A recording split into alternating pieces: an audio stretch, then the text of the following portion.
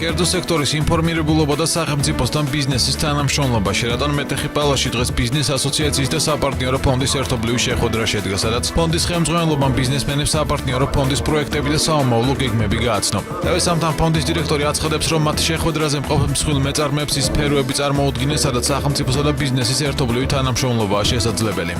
მათ ექნება შესაძლებლობა ნახონ პოტენციური ინვესტიციების შესაძლებლობები, სად შეიძლება სახელმწიფო და კერძო სექტორმა ითანამშრომლოს წარმატებით და პრაქტიკულად ხელი შეუწყოს საქართველოს ეკონომიკის და თლიანში და პროდუქტის და ინვესტიციების მოცულობის და საქართველოს ეკონომიკაში.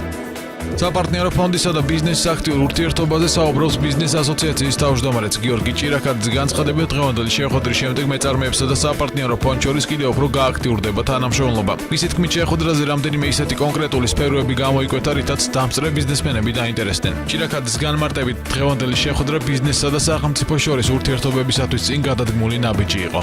ძალიან მნიშვნელოვანია, რომ კაპიტალზე ხელმისაწვდომობა ბიზნესის იყოს უფრო მარტივი და ამ შემთხვევაში საპარტნიორო ფონდი არის ერთ-ერთი ინსტრუმენტი სახელმწიფოს, რომელიც ამაში შეიძლება კერძო ბიზნესს დაეხმაროს.